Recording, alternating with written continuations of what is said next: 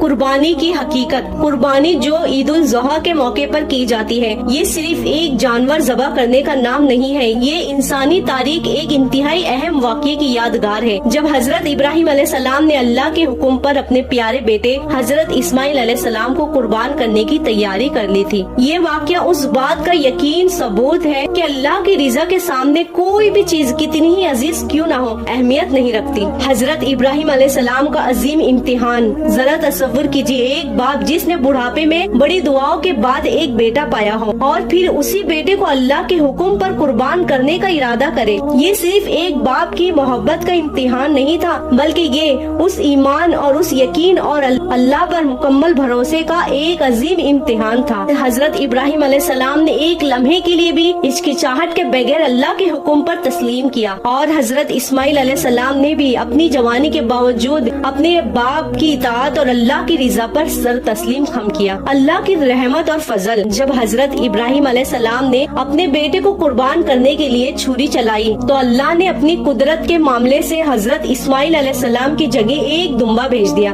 یہ اللہ کی طرف سے ایک معجزہ تھا جو اس بات کا ثبوت تھا کہ اللہ کو بندے کی قربانی مقصود نہیں بلکہ اس کا اخلاص اور اس کی نیت ہے۔ اللہ نے اس عمل کے ذریعے یہ پیغام دیا کہ اگر بندہ اللہ کی رضا کے لیے سب کچھ قربان کرنے کو تیار ہو جائے تو اللہ اسے کبھی بھی ضائع نہیں ہونے دیتا۔ یہ دراصل اس عظیم قربانی کی یاد تازہ کرنا ہے، اس ایمان اور اصرار کی روح کو تازہ کرنا ہے جو حضرت ابراہیم علیہ السلام اور حضرت اسماعیل علیہ السلام ہمیں یاد دلاتی ہے کہ ہمارے پاس جو کچھ ہے وہ اللہ کا ہے اور ہمیں اللہ کی رضا کے لیے ہر چیز قربان کرنے کو تیار رہنا چاہیے۔ ہمیں اپنی نفسانی خواہشات پر قابو پانے، دوسروں کی مدد کرنے، اللہ کی راہ میں خرچ کرنے اور ہمیں اللہ کی رضا کے لیے ہر چیز قربان کرنے کو تیار رہنا چاہیے۔ یہ قربانی ہمیں یہ سکھاتی ہے کہ حقیقی خوشی اللہ کی رضا میں ہے، نہ ہی دنیا کی چیزوں میں۔ یہ ہمیں اس بات کا یقین دلاتی ہے کہ جب ہم اللہ کے راہ میں کچھ خرچ کرتے ہیں تو اللہ ہمیں اس سے کہیں زیادہ لوٹا دیتا ہے۔